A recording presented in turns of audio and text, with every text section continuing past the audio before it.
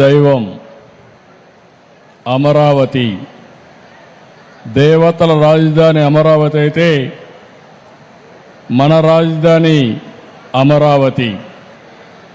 అంటే ఈ రెండు కూడా ఏ విధంగా సింక్రనైజ్ అని ఆలోచిస్తే, ఇంకొక పక్కన మన రాష్ట్రంలో కలియుగ దేవుడు వెంకటేశ్వర స్వామి ఇక్కడ ఈ యుగంలో అవతరించారు.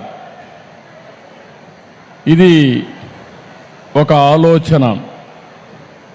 ఈరోజు మీరు చూస్తే 2019లో ఆలయాన్ని నిర్మించాలని ఒక సంకల్పం చేసి పేరు పెట్టినప్పుడే వెంకటేశ్వర స్వామి కూడా నాకు ఆ సంకల్పాన్ని ఇచ్చాడు, అమరావతి పేరు పెట్టాలని.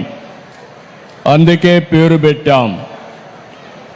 అదే సమయంలో నేను ఒకటే ఆలోచించాను, ఈ సందర్భంగా ఒక్కసారి ఈ ప్రాంత రైతుల్ని పూర్తిగా మనస్ఫూర్తిగా మరొక్కసారి ఈ సన్నిధిలో వారందరికీ ధన్యవాదాలు, కృతజ్ఞతలు, అభినందనలు తెలియజేస్తున్నాను. ఎప్పుడైనా ఒక పవిత్రమైన కార్యక్రమాన్ని సంకల్పించే ఆ పవిత్రమైన సంకల్పానికి కూడా ప్రజలు సహకరించాలి. ఇక్కడే రైతాంగం సహకరించి 29,000 మంది రైతులు 33,000 ఎకరాల భూమి స్వచ్ఛందంగా, మీరు ఇప్పుడు డబ్బులు లేవు కాబట్టి ఒక కొత్త విధానం ల్యాండ్ పోలింగ్లో మేమిస్తామని చెప్పిన రైతాంగాన్ని మరొక్కసారి అభినందిస్తున్నా, ధన్యవాదాలు తెలియజేస్తున్నా. దానిపైనే ఆ సంకల్పం కూడా మీ అందరిలో వెంకటేశ్వర స్వామి కల్పించాడని నేను మనస్ఫూర్తిగా నమ్ముతున్నాను. 25 ఎకరాల భూమి,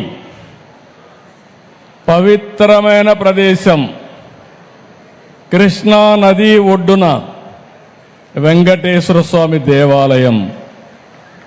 ఇది ఒక్కసారి గుర్తు చేసుకుంటే అదే మనకు ఒక శక్తినిస్తుంది.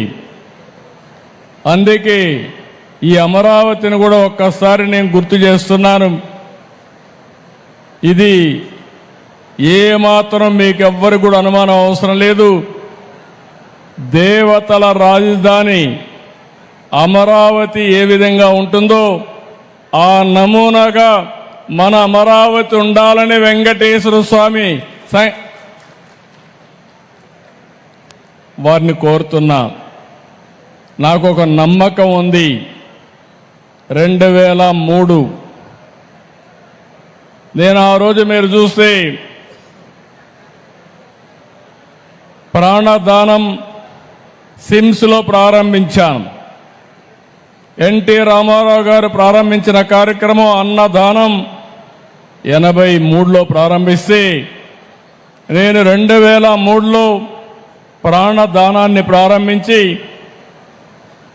బ్రహ్మోత్సవాల సందర్భంగా దేవునికి ప్రభుత్వ లాంఛనాలు సమర్పించే సందర్భంలో 23 క్లేమోర్ మైన్స్ నా మీద బ్లాస్ట్ చేస్తే సాక్షాత్ వెంకటేశ్వర స్వామి నాకు ప్రాణభిక్ష పెట్టాడు తప్ప ఇంకోటి కాదని చెప్పి విజ్ఞప్తి చేస్తున్నా. అది వెంకటేశ్వర స్వామి మహిమ. నేను చిన్నప్పుడు కూడా మా కుటుంబం కానీ చిన్నప్పటి నుంచి మా ఇంటి దైవం వెంకటేశ్వర స్వామి. మా ఇంటి నుంచి చూస్తే మంగాపురం నుంచి ఆ సైడ్ చూస్తే వెంకటేశ్వర స్వామి నామాలు కనపడొస్తాయి. ఆయన్ని చూస్తూ బతికాం. ఆయన పాద పద్మాల చింతన అనునిత్యం తరించాం, ముందుకెళ్ళాం. అందుకే నేను ఎప్పుడు కూడా వెంకటేశ్వర స్వామికి గాని అప్రతిష్ట పాలొచ్చే ఏ పని చెయ్యను, ఎవరిని చెయ్యనియనని మరొక్కసారి మీ అందరికీ విజ్ఞప్తి చేస్తున్నా. కలియుగ దేవుడు అనుకున్నప్పుడు, ఆ దేవుడి సన్నిధిలో మనం ఉన్నప్పుడు ఒక పవిత్రత ఉండాలి, ఒక పరిశుభ్రత ఉండాలి, స్వచ్ఛమైన ఆలోచనలు ఉండాలి. అప్పుడే దేవుడికి నిజమైనటువంటి భక్తితో మనం పనిచేసే పరిస్థితి వస్తుందని చెప్పి కూడా నేను మీకు